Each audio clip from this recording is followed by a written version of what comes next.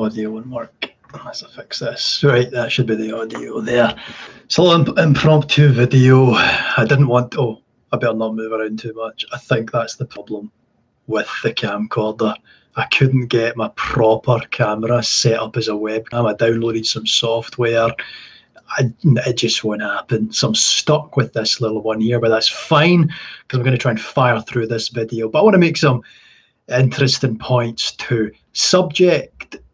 The chief subject of this video will be the clouds of heaven. However, it's going to be a little tour of the latter verses of Revelation 14. Interesting stuff. I'm just going to get into it now and read away. So I'm going to start from verse 8 and work my way down. You know what? No, I'm going to start from verse 6. Let's do that. Then I saw another angel flying in the midst of heaven, having the everlasting gospel to preach to those who dwell on the earth, to every nation, tribe, tongue, and people, saying with a loud voice, "Fear God and give glory to him, for the hour of his judgment has come, and worship him who has made heaven and earth, the sea and the springs of water." Now, this is an interesting point. This is a very interesting point because we're talking about a preaching of the gospel here, okay? So the everlasting gospel to preach to those who dwell on the earth. This is what's being proclaimed here.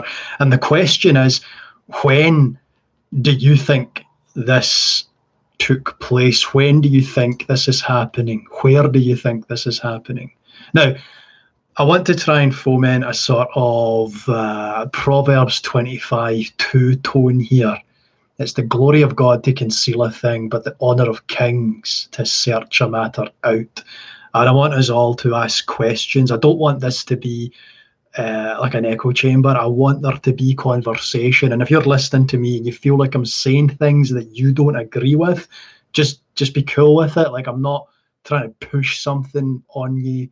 I'm not trying to sell something that feels off. I'm just exploring things from a particular perspective, and I have my own biases and inclinations, but I am wholly receptive to dialogue, to questioning beliefs. That's what this channel is about.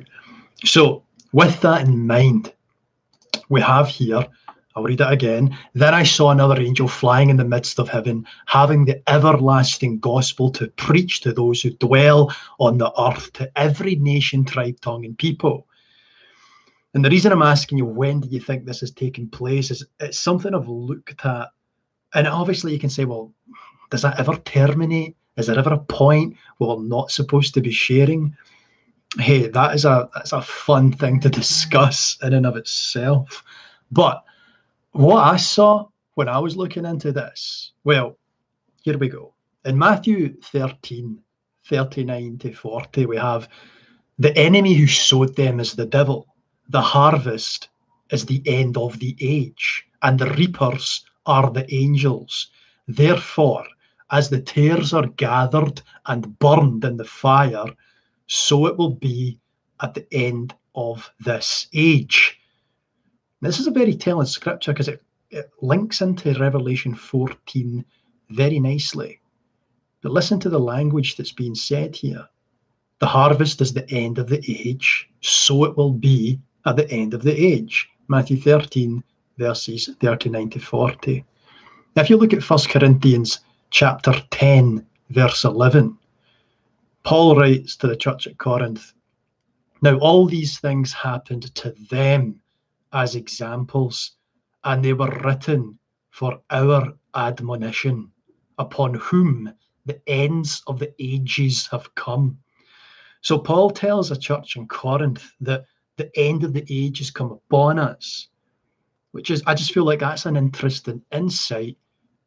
Not alone, it's not an interesting one alone, but when you pair this with, let's say, John 4:35, do you not say there are still 4 months and then comes the harvest? Behold, I say to you, lift up your eyes and look at the fields, for they are already white for harvest.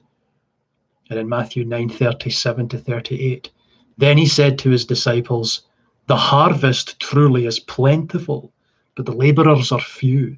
Therefore pray the Lord of the harvest to send out laborers into his harvest." And then if we move on to another place, Galatians 6:9. "And let us not grow weary while doing good, for in due season we shall reap if we do not lose heart." James 5:7. "Therefore be patient, brethren, until the coming of the Lord. See how the farmer waits for the precious fruit of the earth, waiting patiently for it until it receives the early and latter rain." And in Mark 4:29, "But when the grain ripens, immediately he puts in the sickle, because the harvest has come."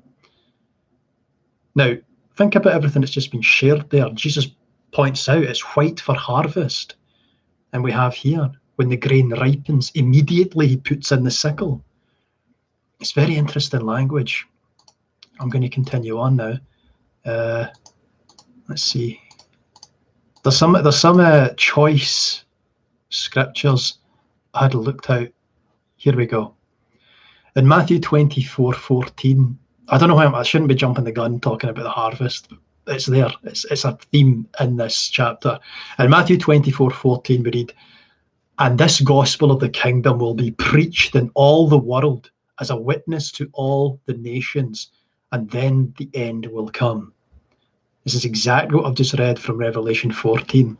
It's exactly what I've just read from there. Now, what did Paul say about the extent to which it had been preached? Paul said in Romans 10:18, "Their voice has gone out to all the earth, and their words to the ends of the inhabited world." Paul said that in the 1st century. Isn't that very strange and peculiar? Because you might be listening to this thinking, wait a minute, Paul, I'm pretty sure in today's world there's a little island off the coast of India with a people group who we're not supposed to even interact with. Indeed, I think there was a young missionary who went on to the island and was killed by the inhabitants because they just don't interact with the modern world. And we've kind of taken this idea that we'll just leave them alone and not engage with them, And that's, so that's something to think about as we continue with this little discourse here. I really hope the camera's not making that clicky noise. Don't you do it, camera. Don't you do it. In Colossians, 1:6, we have, "In all the world it is bearing fruit and increasing." In all the world, really. In Colossians 1:23, we have, "The hope of the gospel that you heard, which was proclaimed in all creation under heaven." So now Paul's talking about it past tense, as in this has been proclaimed throughout. But an interesting thing was said by Jesus during his earthly ministry. He said, and I quote, "You will not finish going through the towns of Israel before the Son of Man comes in his kingdom." There's a lot to think about here. So that's what I want to do, is stimulate a little get the noggin jogging, right? Get people thinking. In Romans 16:26, we read, "But now made manifest, and by the prophetic scriptures made known to all nations, according to the commandment of the everlasting God for obedience to the faith." Made known to all nations. And then there's an interesting little thing here that's been put together. A few commentators have picked up on this. So there's a graph you can draw, and it's the prophecy command, and then it's the Greek word that's used, and then how that's used again by Paul to describe the fulfillment. Let me flesh that out for you. So in Matthew 24:14, the whole world is said to, be receptive. The whole world is going to hear this message. And Romans 10:18 has its fulfillment. In Mark 16:15, the prophecy or the command is to all the world. In Colossians 1:6, this is used. I couldn't pronounce the first word. That word is cosmos. To all creation, Mark 16:15, or I'm not even going to try and pronounce these Greek words. To all creation in Mark 16:15. Colossians 1:23 has its fulfillment. To all nations, Matthew 24:14, Matthew 28:19. The word there's ethnos, has its fulfillment in Romans 16:26. And then ends of the earth, Acts 1:8, or gi in the Greek, and that's in Romans 10:18. So we find that the commands given, issued for the proclamation of the gospel have their fulfillment if you read the epistles of Paul. So, moving on from here, it's something to think about. It's something to think about, but we've got a lot to cover, and I didn't want to make this a huge video, big long thing. So, that was it. Then I saw another angel flying in the midst of heaven, having the everlasting gospel to preach to all who dwell on earth, to every nation, tribe, tongue, and people, saying with a loud voice, fear God and give glory to God, for the hour of his judgment has come, and worship him who made heaven and earth, sea, and springs of water. And another angel followed, saying, Babylon is fallen, that great city, because she has made all nations drink of the wine of the wrath of her fornication. This is a place to pause and think as well. Chapter 14, verse 8 of Revelation. And it's to identify this Babylon who has fallen. Who could it possibly be? You will hear people say it is the Catholic Church. You will hear people say, oh, it's the synagogue of Satan. It's the current Jewish establishment, or it's America, or it's Palestine, or everyone attributes it to, I don't know, a myriad list. It could be anything. However, it couldn't be, because we can infer from this verse alone that Babylon is Old Covenant Israel. How can I say that? Listen to the words. Babylon is fallen, that great city, because, well, Jerusalem, because she has made all nations drink of the wine of the wrath of her, keyword, fornication. What place could be described as in fornication? It would have to be a place that had a sort of covenant connection to God. Otherwise, it wouldn't make sense. You know, the Canaanites couldn't have fornication with God. They couldn't fornicate because they were not in a relationship with God. The only country in relationship is Israel. So the city being described has to be Jerusalem. We're talking about Jerusalem. And it would lead the nations, because of the rejection of Messiah, to this wine of wrath. And indeed, we do see this in the 70th year of the first century. We have the wrath coming, we have the judgment coming, we have Titus and his troops coming in under the rule of Vespasian. Then a third angel followed them, saying with a loud voice, if anyone worships the beast and his image, and receives his mark on his forehead or on his hand, he himself shall also drink of the wine of the wrath of God, which is poured out full strength into the cup of his indignation. He shall be tormented with fire and brimstone in the presence of the holy angels and in the presence of the Lamb.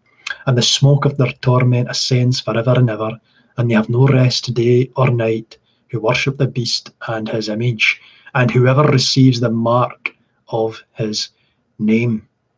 And there's a lot to be said there. There's a lot of colourful language there. I'm just going to press on until something hits me. Here is the patience of the saints. Here are those who keep the commandments of God and the faith of Jesus. Then I heard a voice from heaven saying to me, Write, blessed are the dead who die in the Lord from now on. And I'll stop here because it's interesting that that's said. Jesus said during his earthly ministry, the time is coming and now is when those who sleep in the earth shall rise, shall hear the sound of the voice of the Son of God. And isn't it interesting that Daniel the prophet is told that he shall sleep in the dust of the earth until such a time as the prophecy of Daniel will have its fulfillment. He's told that he will rest until that time. What did Jesus say again during his earthly ministry? The time is coming, and now is, when those who sleep in the dust of the earth shall rise, some to everlasting life, some to everlasting condemnation. What does that mean for Daniel in the 1st century then? Does it mean that Daniel was to rise in the 1st century? Well, I think it's something worth thinking about. I think you could make that argument. I think you could. I don't think that's crazy to say. But who knows? Maybe you've got something in mind to come at that. Right. So where was I? Yeah, here we go. Blessed are those who die in the name of the Lord, from now on. Yes, says the Spirit, that they may rest from their labours and their works follow them. So now we come down to the reaping verses. Chapter 14, verse 14 of Revelation, we read, Then I looked, and behold, a white cloud, and on the cloud sat one like the Son of Man, having on his head a golden crown, and in his hand a sharp sickle. And another angel came out of the temple, crying with a loud voice to him who sat on the cloud, Thrust in your sickle and reap, for the time has come for you to reap, for the harvest of the earth is ripe. And didn't Jesus say during his earthly ministry that it was white for harvest, and that you don't dilly-dally, you get the sickle in there nice and promptly? Well, it's just interesting to me that the ministry of Jesus began around his 30th year, and then in the year 70, we have a calamitous event like the Jewish War. That's a 40-year time period, and that's a motif from the story in Exodus of Moses leading the people to the promised land. Could it be that Jesus had led humanity into this new covenant where everyone can awake spiritually to the reality that everyone can have a personal relationship with the source, with the one, with life? Well, I don't know. What do you think? I think maybe, but we'll see. This is a discussion. I don't want to be telling people what to believe. I just think these are very interesting ideas. Very interesting ideas. Okay. And I did mention all those harvest scriptures before, so I'm just going to press on with this next point. But isn't it interesting that he sat on a white cloud? Daniel made a reference to that, but we'll get there. Verse 17 now. We're in chapter 14 of Revelation. Then another angel came out of the temple which is in heaven, he also having a sharp sickle. And another angel came out from the altar who had power over fire. And he cried with a loud cry to him who had the sharp sickle, saying, Thrust in your sharp sickle, and gather the clusters of the vine of the earth, for her grapes are fully ripe. So the angel thrust his sickle into the earth and gathered the vine of the earth, and threw it into the great winepress of the wrath of God. And the winepress was trampled outside the city. These are very important facts. We'll come back to them in the final analysis. And blood came out of the winepress up to the horses' bridles for 1,600 furlongs. I can't really get anything from that 1,600 furlong comment. It might be related to what I'm about to talk about, but it's just amazing the kind of detail and the kind of things people put into prophetic scriptures, you know what I mean? Whether it's very hyperbolic, you know, it's crazy language, but we can make sense of it. It does have a meaning. It's not just total nonsense. So, just from that portion that I've read there, we have John showing Jesus sitting on clouds, and it's very similar to what we read in Matthew 24, 30 to 31. And then shall appear the sign of the Son of Man in heaven, and then shall all the tribes of the earth mourn, and they shall see the Son of Man coming in the clouds of heaven with power and great glory.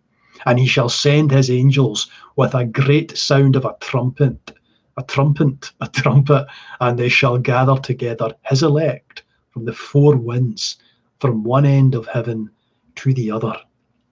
And indeed we see this, don't we? Because one like the Son of Man has a sickle, and then an angel comes out with a sickle, and the one with the power over fire gives instruction to the other angel to do his judgment, carry out his judgment.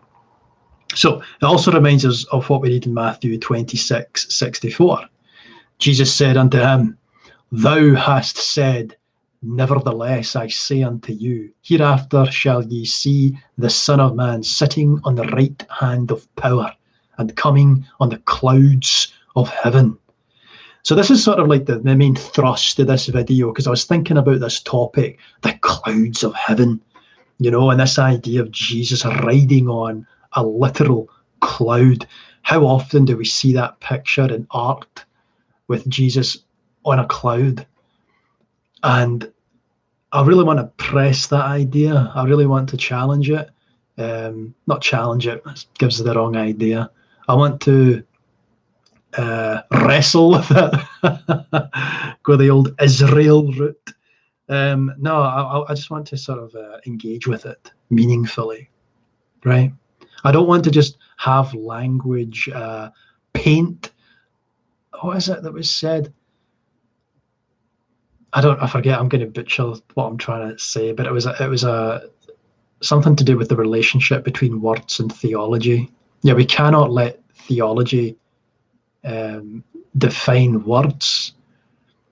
We have to read the words, and at the same time, we need to have those words couched in a context. We can't create let's just call it a Hellenistic perspective.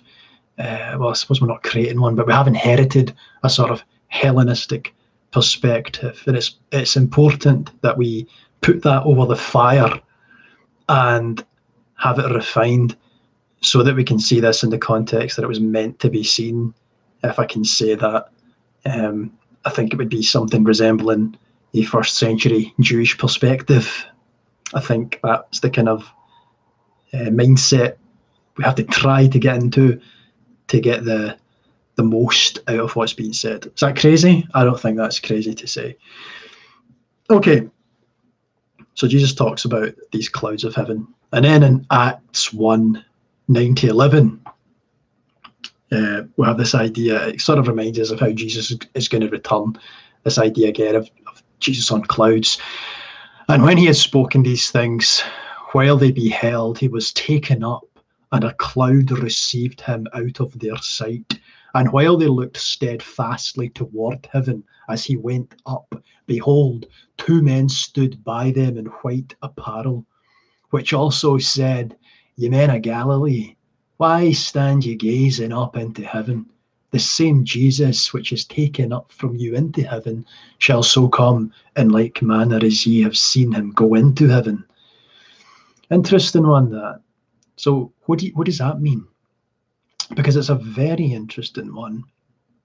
I think it's the one that colours the perspective, you know, this idea of Jesus riding on a literal cumulus cloud, doesn't it? Because it certainly is suggestive of that. But it's kind of strange in how it contrasts with other ideas of Jesus' return, you know. in that instance there, I think, did it say there was a crowd of people anyway who witnessed him go up? But it says when he returns, every eye will see him. But this angel here has said, in the manner he's ascended, so he shall come back. You'll see him return. But the two are not the same, are they? And when he's described as returning, every eye will see him. But did every eye see him ascend? Maybe there's ways you could paint that picture and be like, actually, yeah, in a sense, where everyone would have been aware that the body of Christ had gone, at least everyone that it's important to know. I mean, this is intrinsically a Jewish story, which bleeds out throughout the Roman Empire, certainly.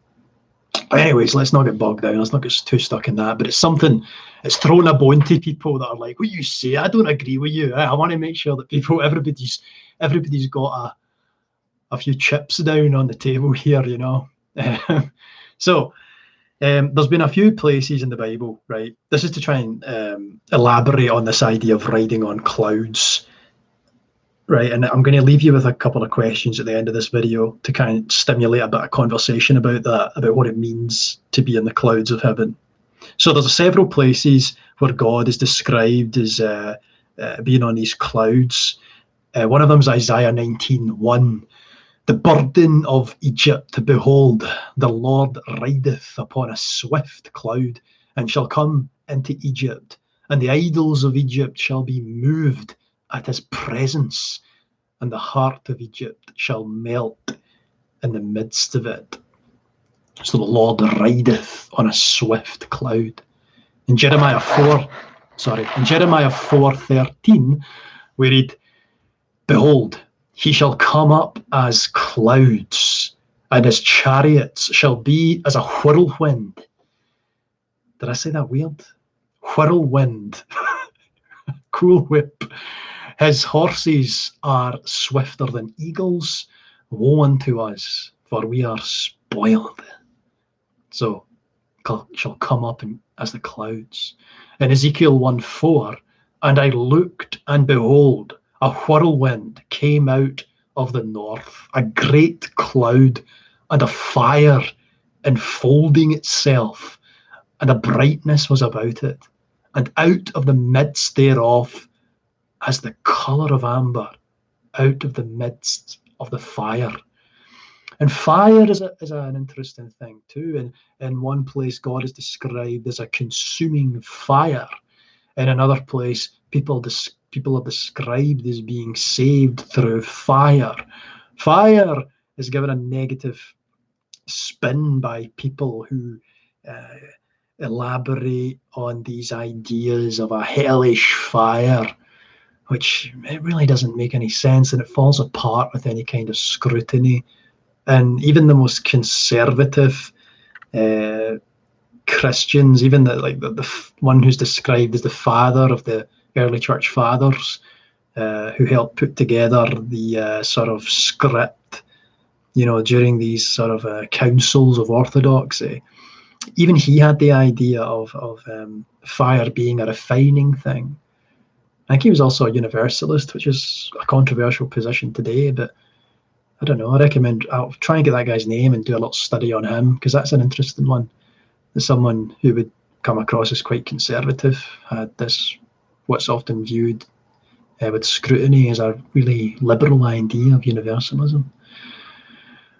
So Ezekiel 1:28, as the appearance of the bow, no, said that wrong. As the appearance of the bow that is in the clouds in the day of rain, so was the appearance of the brightness round about. This was the appearance of the likeness of the glory of the Lord. And when I saw it, I fell upon my face, and I heard a voice of one that spake. I love the word spake. But also, I love a rainbow. I haven't seen a rainbow in ages, and I'm saying that weird too. I don't know why I do that. I did an interview with my mum, and I sat down with her and I was like, let's just talk. Maybe you'll say something interesting, we can put it on camera and stuff. So we sat down and I wanted to talk to my mum about spirituality. But all she wanted to talk about was horses. So I was like, fine, let's talk about horses.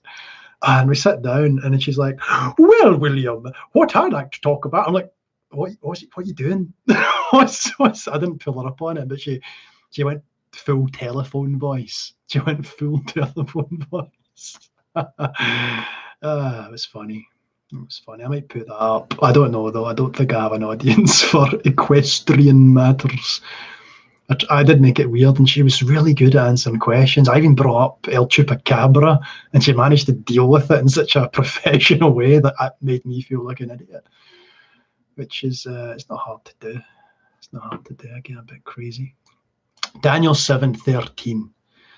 I saw in the night visions, and behold, one like the Son of Man came with the clouds of heaven, and came to the Ancient of Days, and they brought him near before him. Interesting one. So we have this idea of clouds of heaven, and it's certainly seen as this coming judgment. It's seen as this movement, this heavenly, this celestial move. Something's up, something's happening, and you have to imagine, regardless of your position, that when that temple was destroyed in 70 AD, it's not like the people of Israel were thinking, well, this is nothing. This certainly isn't any prophecy. This is just something that happened that doesn't mean anything at all. Really? Is that what you think? No, come on. Come on. We all think that meant something. Everyone has to. And what I'm doing in this video is just trying to explore, well, what was the significance of the destruction of that temple, which has never been erected again? And we're sort of living in this Christian New Covenant age now. What was that all about? Is that mentioned in Scripture somewhere? That's what this position is, you know what I mean? That I'm kind of fleshing out. It is not above scrutiny. Don't get me. Don't think that. It's not above scrutiny. Someone asked a question on a group I'm a part of on Facebook, kind of science, philosophy, whatever. You know, it's just this group of people, mostly atheists. But they put the question out there: how do we know that we're not? Basically, how do we know that we're not under delusion? That was his question, basically. I can't remember the exact word he used, but how do we know we're not under a delusion? And I said, my response to that was something like this.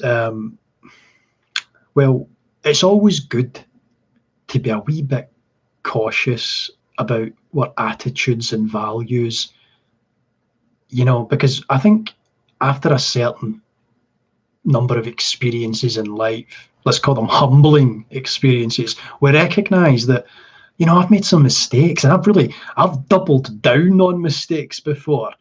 And actually, you know, it's been quite embarrassing. You know, I've thought I was right about something, and I've thrown my full weight behind it, only to realise I was walking on thin ice, basically. So I think when that happens enough, you get a wee bit wary, and you think to yourself, well, maybe I'm not. Maybe I'm fallible. Maybe I'm open to error.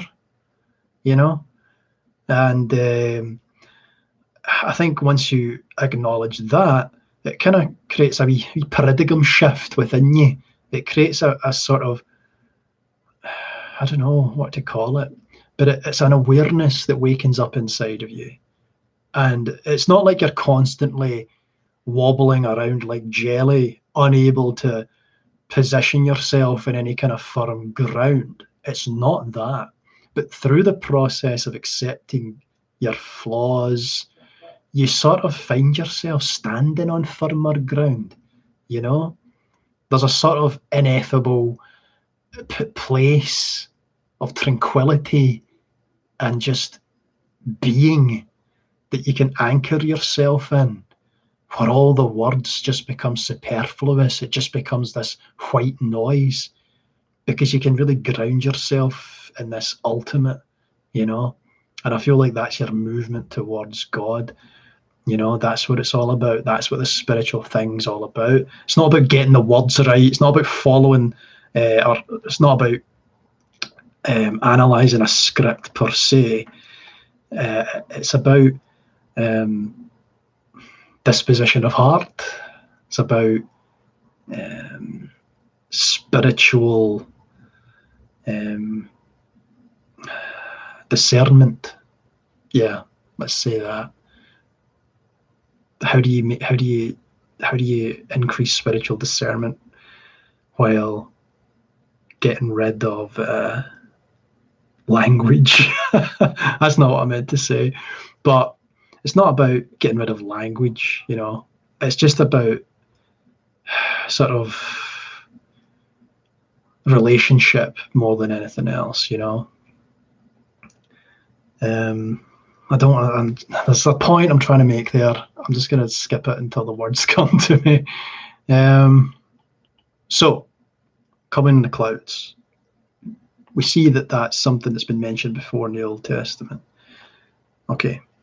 So Jesus is portrayed with a sharp sickle in his hand, and he's told by the fourth angel to swing it and reap, because the time has come to harvest the earth. The individuals being harvested here are Christians, in my opinion.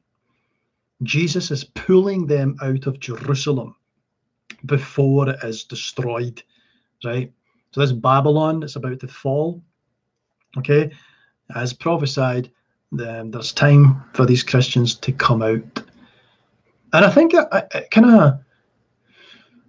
it's something this is an exercise that you can do if you've never heard of preterism or covenant eschatology. Read through your New Testament with it in mind and see if it does anything. Like, does it make more sense or less sense? Because a lot of the language that's being used in this first century setting, it makes a lot of sense if it applies to them. It makes a heck of a lot of sense if it applies to them. It makes a wee bit less sense if it applies to us. Can you say that? To a degree. I mean, these are not written to us. It's written to the church at Corinth, or it's written to the seven churches mentioned in Revelation, but they're not written to the Old Kirk Kilbirnie or the Presbyterian Church of Austin, Texas. It's written to them in the first century. I don't know. It's just a wee exercise. Sometimes it's good to step outside and think of these things. Okay. So Jesus is pulling these people out of Jerusalem before it's destroyed. And I believe that this is evident by the action of the next two angels. So a fifth angel with a sickle and a sixth in charge of fire are described. And the fifth angel is instructed by the sixth to execute the punishment, because the time has come. And as I've said, if you look at 1 Corinthians 10:11, now all these things happened to them as examples, and they were written for our admonition, upon whom the ends of the ages have come. John says to his flock, we know it is the last hour. That's an awful long hour, man. 2,000 years is a very long hour. I just think that something happened in the first century. Something happened, and it may be a Hellenistic interpretation of what that should be has led some of us to miss it. It's an idea that I'm thinking about. It's interesting, as you become self-aware in your childhood, you tend to ask these big questions. You might ask about the meaning of life. You might remember these thoughts coming into your head when you're a younger child. You sort of have these epiphanies. You sort of have this kind of like, I'm a human being. Like, I am alive. It's weird. I seem to remember it well, just being out in my back door. I don't know how old I was. But maybe even as old as 8. 7, 8, just asking the question, what is this all about? Why am I here? These deep philosophical questions begin to come up, boil up to the surface. It's kind of like a quickening, isn't it? It's like a spiritual quickening. Something takes place in those tender years that sort of just tunes you in to existence, and then suddenly you're in it. And that was lovely for me. Like, I never experienced. I was always quite easygoing, man. Just like a wee bit out of it, naive, just sort of like enjoying stuff. I never had a whisper of any kind of worry come into my life until I was 19 years old. And that's a funny story for another time. But yeah, man, I feel like something happened to me when I was 19. A de-quickening. I don't know. Anyways, so a fifth angel with a sickle is described, a sixth who's in charge of fire, and the fifth angel is instructed by the sixth to execute the punishment because the time has come. So blood is shed. We have this to say that blood is shed outside of Jerusalem, exactly as history would record it. In the historical record, if you look at Josephus the Wars, Book 2, Chapter 18, Book 3, Chapter 4, Section 1, Chapter 9, Section 3, and Chapter 10, Section 9. Josephus records this. So, it's an interesting one. And then we have talk of, the 616 or the 666, and how using gematria this translates into Nero Caesar. I was listening to a interview from who was it? Howard Storm. Howard Storm is someone who had a near-death experience and who has had a wonderful ministry ever since his 38th year. He was a big atheist until then, and then he had this incredible out-of-body experience after suffering a really nasty injury. Anyway, I won't get into his story, but even he came out with, 666 is Nero Caesar, but he wouldn't think to entertain the ideas I'm discussing here. And I think that's cool, man. It's like, I don't think that's cool, but I think it's cool that we do entertain these ideas, you know what I mean? Like, we just think about them. Again, I'm not selling them to you. I don't want you to believe them. I want you to hear them. And then you do with that what you will. But I'll tell you something.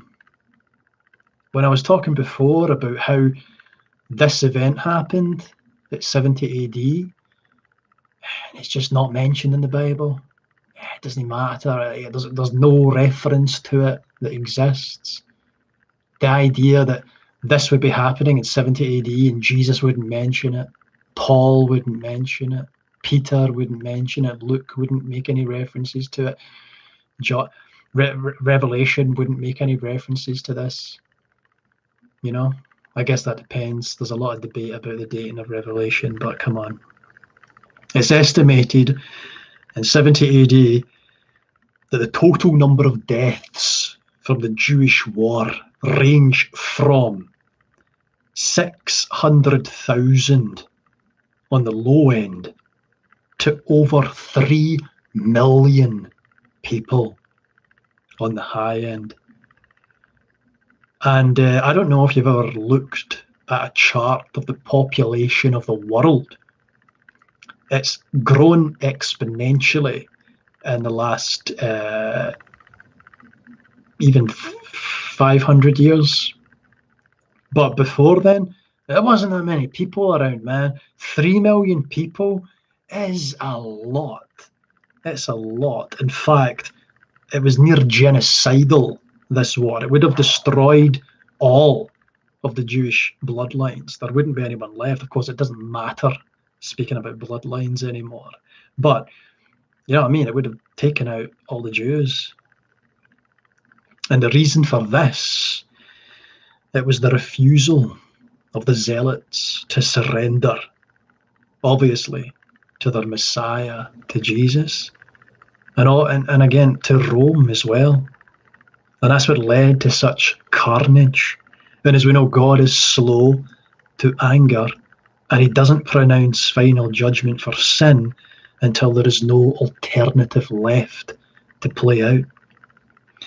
So anyway, the questions I want to stimulate from this wee chat. I really hope the camera isn't going chicka chicka chicka chicka chicka throughout this whole thing, because I can't imagine people listening to that for very long. And if you have, bless you, bless you.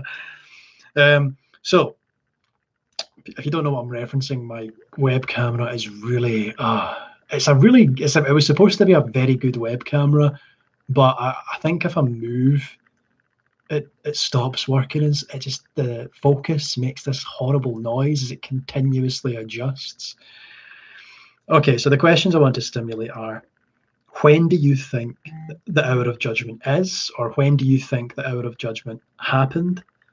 And the other one is, why was Jesus described as being sat on clouds in any prophecy you want to pick? What do you think it means for Jesus to ride on a cloud? What does that make you think about? So when is the hour of judgment? And what does it mean for Jesus to ride on these clouds? Those are the questions. But obviously there might be a lot of stuff that you want to get into. So that's the main points I wanted to share. Anything else would just be me rambling about my 19th year and what went down, man. Some stuff went down. And yeah, I'll leave that just now. Oh, before I end, this is going to make the camera go chicka chicka chicka. There was a beautiful butterfly in the bathroom. I got up this morning, there was a beautiful red admiral butterfly. I like a butterfly. I went down to Stratford-upon-Avon, where William Shakespeare's from, and where our man Patrick Stewart grew up. And actually Gordon Ramsay's from Stratford-upon-Avon too. There is Europe's largest butterfly centre there. It's fantastic. Anyways, I rescued this little spider here. I don't know if you can see that. It's not a little one, it's quite substantial. The other day I was sleeping and a big spider fell on my shoulder, and I was like, Alexa, light on. And then the whole room lights up and this big spider on my shoulder. It doesn't really bother me quite so much, but this guy's got some meaty talons on him. So I'm going to release him out the back door, and I'll maybe jump on later and talk about some other experiences. I'm just going to actually check the live stream. Oh my goodness, there has been a lot of discussion here, guys. I'm just going to read these comments before I go. Romans 1:8, that your belief is spoken of in all the world. Yes. We have Jerusalem mentioned. We also have Buenos Dias, good morning from I'm so jealous, from Los Angeles, California. I can imagine it's beautiful there. It's not bad here, it's okay here, but it ain't California. Boker Tov from Alabama, man, that would be beautiful. I love the American South. Hello. I was going to say Sirsopia. Hello. Why do you believe in God again? A good question. A great one to get into at the end of my video. Why do you believe in God? There's a few different levels to that. There's a few different levels I can answer that on, and some of them are, eye-rolling, and others are quite profound. I think I was very fortunate to grow up in a household where my parents were receptive to the idea. They were never very vocal about discussing all the idiosyncrasies of belief, but I just so happened to grow up in a household where my dad taking an interest in church in his adult life, and I went to church, and that's sort of like the genetic. Some Christian apologists call it the genetic fallacy, but it's just like, oh, I'm religious because I grew up in a religious setting. That is one level of it. It's very basic, but it is one level of it. Personally, I was not fully invested until the year 2012, when I asked myself, do I really believe in this? Do I really believe in this? Is there anything here that I can actually believe in? It wasn't until I asked myself those questions that I began to take it seriously in my adult life. I forget how old I was, 23. That's right, he's a living God, the only true God. This is circular Riesling, don't waste my time, Willie T. Have you heard of Bart Ehrman? I have heard of Big Barty. I'm a fan of Bart. I think Bart's cool. You should check out the Western Wailing Wall. Modern Israel, Jerusalem. Not one stone was left upon another. That was not thrown down. Yep, yes, brother. And Titus had every stone removed because the God was melting. They were taking the gold for melting. Yeah, they were taking the gold. Yeah, and to this day, the event of 70 AD is commemorated on the Arch of Titus, and you can go to Italy and see that. I think it might be in Rome. I don't know. And we have Jesus is real. That's right. Bart Ehrman. I'm going to say Bart Ehrman. Bart would tell us that indeed Jesus Christ was a real historical figure. They wouldn't speak to him being a miracle worker, but no historian can. So thank you very much. I will make another little video where I'll talk about things like belief in God. I'll make that live stream. I really hope the camera hasn't went all chicka chicka chicka chicka chicka. And man, I want to learn Spanish, you know that? I was trying to learn Spanish earlier on this year, and I don't remember any of it. ¿Qué tal? That's all I know. Something about ¿qué pasa? Is that a thing? I don't know. I'm going to have to go and do my homework. Guys, thank you very much for watching. God bless every single one of you. I can speak. I can't believe you're just rubbing it in. Now you're just rubbing it in. This guy speaks Spanish now. Oh yeah, the philosophical justification. There's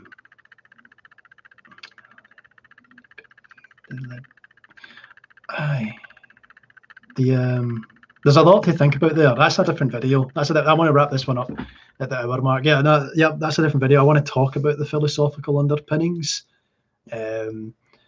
Goodness, that goes back to like my earlier days on here. There's a lot of juicy stuff to talk about in philosophy, so that's an idea for a video. So I'll get into that. Listen to this guy now. Adios, muchas gracias por este video. Yes, so thank you very much. Muchas gracias. Grazie mille. Buenos tardes, and I'll speak to you soon. All the best. God bless.